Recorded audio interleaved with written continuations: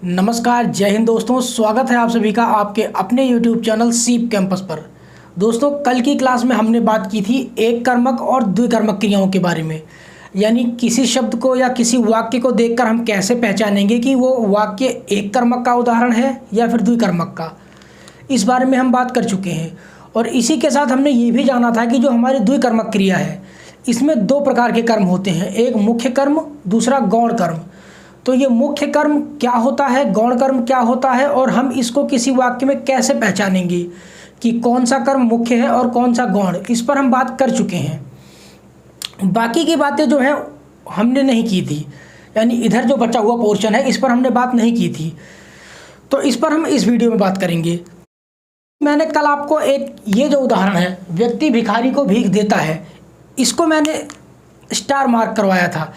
यानी मैंने आपको बताया था कि यहाँ पर भिखारी और भीख दो शब्द हैं, दोनों ही कर्म जैसे हैं, तो इस हिसाब से इसको होना चाहिए था द्विकर्मक क्रिया, लेकिन फिर भी ये एक कर्मक क्रिया है। तो ऐसा क्यों है, तो इस बारे में हम आज बात करेंगे कि किसी वाक्य में जब दो कर्म मौजूद दिखाई देते हैं उसके बावजूद वो एक कर्मक क्रिया क्यों हो जाती है। तो चलिए आज की वीडियो शुरू करते हैं। अब यहाँ मैंने आपसे कहा था कि इसके बारे में मैं आपको बताऊंगा, यानी व्यक्ति भिखारी को भीख देता है, तो भिखारी और भीख दो कर्म दिखाई दे रहे हैं, फिर भी एक कर्मक क्रिया क्यों है ये, इसके बारे में जानते हैं। देखिए, अगर क्रिया है देने की, यानी देना क्रिया है, कोई किसी को कुछ देने का काम कर रहा है, इस देना क्रिया के अलावा जहाँ भी आपको दो कर्म दिखाई दे वाक्य में, हमेशा द्विकर्मक क्रिया होगी। लेकिन जैसे ही क्रिया देने से जुड़ी हुई आई, वहाँ मामला थोड़ा सा उल्टा हो जाता है या थोड़ा पेचीदा हो जाता है। देखिए, जब भी वाक्य में देना क्रिया होगी तो वहाँ दो चीज़ें दी जाएंगी, एक अच्छी चीज़, एक बुरी चीज़। यानी एक या तो कोई सही चीज़ देने का काम किया जाएगा, या फिर अगर कोई वस्तु नहीं भी हो तो कोई सही देना क्रिया का कोई सही भाव होगा। यानी जैसे कोई किसी को आशीर्वाद दे रहा है, कोई उपहार दे रहा है, या ऐसी चीज़, यानी अच्छे सेंस में देने की क्रिया हो रही है। या दूसरा तरीका हो सकता है कि कोई गलत चीज़ दी जा रही हो, कोई गलत वस्तु दी जा रही हो, या किसी को गलत भावना के साथ देने का काम हो रहा हो। अब अगर कोई सही वस्तु दी जा रही है या सही भावना के साथ देना क्रिया हो रही है, उसमें दो कंडीशन होंगी। एक तो क्या कि वस्तु दी जाए और दे करके वापस ले ली जाए। जैसे आप किसी को उधार दें, या अपना कोई पैसा उधार दें, या फिर कोई सामान उधार दे दें, किसी को पढ़ने के लिए पुस्तक दे दें, अपनी गाड़ी किसी को दे दें, या आमतौर पर जब किसी के यहाँ कोई फंक्शन वगैरह होता है, शादी ब्याह होता है, तो वहाँ पर खास करके गांव के एरिया में हम लोग एक दूसरे के यहाँ से चारपाई बिस्तर जैसी चीज़ें ले जाते हैं, काम खत्म होने के बाद वापस दे देते हैं। तो हम एक दूसरे की मदद करते हैं, ये अच्छी चीज़ है, और दे करके वापस ले रहे हैं। तो अगर दे करके वापस ली जाए कोई अच्छी चीज़, तो ये होगी आपकी द्विकर्मक क्रिया, द्विकर्मक। उसके बाद बात करते हैं गलत चीज़ों में। अगर कोई गलत वस्तु किसी को दी जा रही है और दे करके वापस ली जा रही है, तब भी यहाँ द्विकर्मक क्रिया होगी। उदाहरण के लिए जैसे मान लीजिए धूम्रपान है। अक्सर हम लोग क्या करते हैं, हम लोग मतलब जो भी लोग धूम्रपान करते हैं, एक सिगरेट जलाई, एक कश मैंने लिया, उसके बाद तुरंत पास कर दिया बगल वाले को, एक कश उसने लगाया, उसके बाद वापस मेरे पास आ गई। तो इस तरीके से आदान प्रदान चलता रहता है। तो हम धूम्रपान क्या है, एक बुरी चीज़ है, एक गलत चीज़ है, हम दे रहे हैं, वापस ले रहे हैं। तो यहाँ भी जब हम बुरी चीज़ दे करके वापस ले लेते हैं, तो यहाँ भी द्विकर्मक क्रिया होती है, द्विकर्मक क्रिया। अब दूसरी कंडीशन, जब कोई सही चीज़ हम देते हैं लेकिन वापस नहीं लेते, जैसे दान, पुरस्कार या उपहार। हम अगर किसी चीज़ को किसी को कुछ दान दे देते हैं, उससे कभी वापस नहीं लेते। उपहार दे दिया या पुरस्कार दे दिया, कभी वापस नहीं लेते। या फिर किसी को हम आशीर्वाद दे रहे हैं तो भी वापस नहीं लेते। तो जब हम किसी चीज़ को दे करके वापस नहीं लेते, वहाँ पर ये हो जाती है आपकी एक कर्मक क्रिया। इस बात को आप ध्यान रखेंगे, इसको नोट कर लीजिए। जब हम किसी चीज़ को कोई कुछ सामान देते हैं सही तरीके से, यानी कोई किसी सही चीज़ का आदान प्रदान होता है, हम देते हैं और वापस नहीं लेते, तब वहाँ पर एक कर्मक क्रिया होती है। अभी मैं उदाहरण से भी समझाऊंगा आपको। लेकिन अगर किसी गलत चीज़ को दिया जाए और वापस ना लिया जाए तो वहाँ पर द्विकर्मक क्रिया होगी। जैसे हम किसी को श्राप दें, बद्दुआ दें या किसी को दंड दें, इस तरीके से यहाँ पर होती है आपकी द्विकर्मक क्रिया। तो आप इस चीज़ को याद रखेंगे, सही चीज़ दी गई, दे करके वापस ले ली गई, दो कर्मक। गलत चीज़ दी गई, दे करके वापस ले ली गई, द्विकर्मक। गलत चीज़ दी गई, वापस नहीं ली गई, तब भी द्विकर्मक। लेकिन सही चीज़ दी गई और दे करके वापस नहीं ली गई तो वहाँ पर हो जाएगा एक कर्मक क्रिया। जैसे, अच्छा, अब बात है कि ऐसा क्यों है कि दे करके हमने वापस नहीं लिया तो फिर ये एक कर्मक क्यों हो गई, इस बारे में समझिए। जब हम किसी चीज़ को किसी को कोई चीज़ दान देते हैं, उपहार या पुरस्कार देते हैं, तो वहाँ पर जो हमारा गौण कर्म है वो संप्रदान कारक बन जाता है।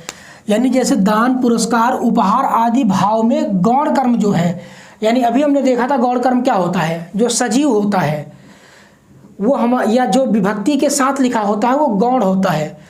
तो जब भी कोई अच्छी चीज़ दी जाती है, दे करके वापस नहीं ली जाती, तो वहाँ पर गौण कर्म आपका बन जाता है संप्रदान कारक। और संप्रदान कारक अगर एक बार बन गया तो फिर वो कर्म नहीं रह जाता, क्योंकि आप जानते हैं कि कोई भी शब्द एक साथ दो कारक नहीं धारण कर सकता। यानी या जो करता है वो या तो कर्ता होगा या फिर दूसरा कारक है तो वही होगा। यानी कोई भी शब्द एक साथ कर्ता और कर्म नहीं हो सकता। जैसे आप जानते हैं राजा और मोहन दोनों ही किसी व्यक्ति के नाम हैं।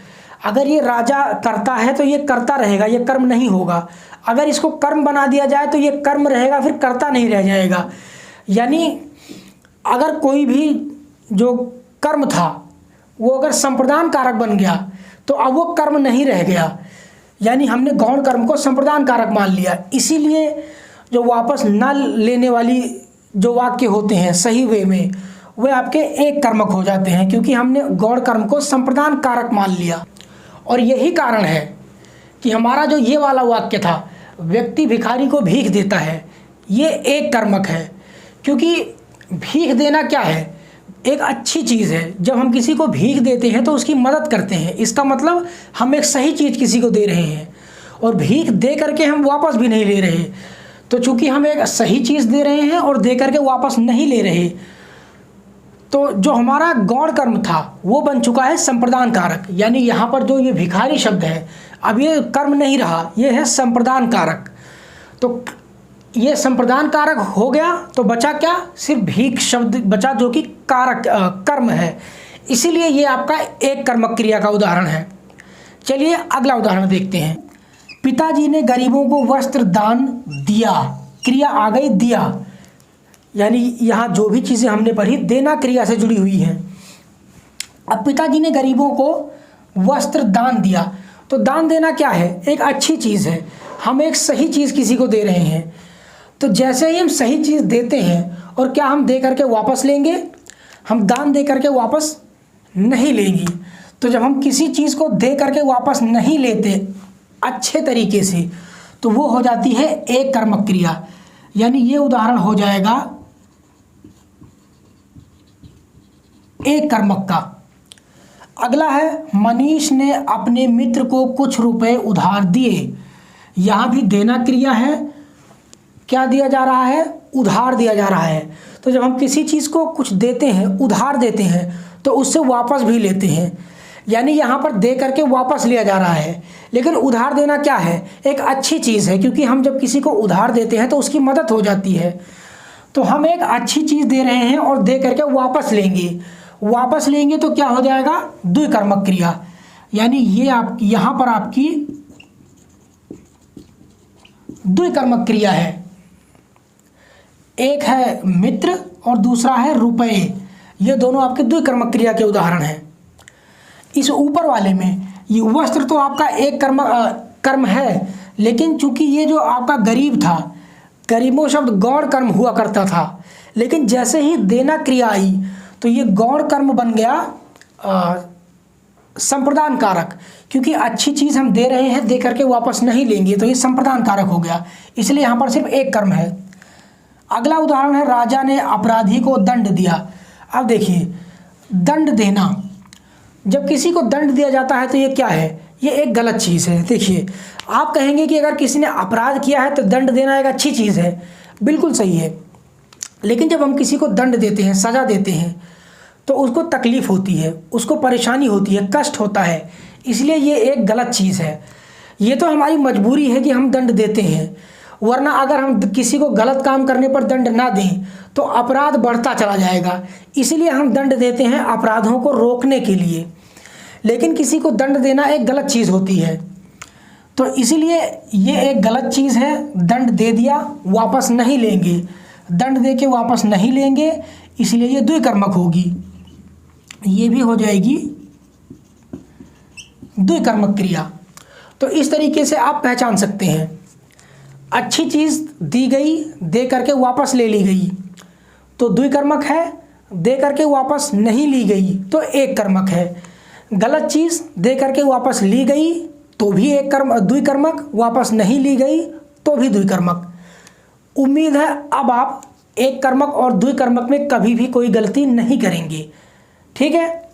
तो अब हमने पढ़ ली एक कर्मक और द्विकर्मक क्रिया में, अभी और भी बहुत कुछ पढ़ने के लिए बचा हुआ है, तो बाकी की चीज़ों को हम अगली क्लास में कंटिन्यू करेंगे। तो फिलहाल इस क्लास को यहीं ख़त्म करते हैं, मिलेंगे अगली क्लास में। नमस्कार, जय हिंद।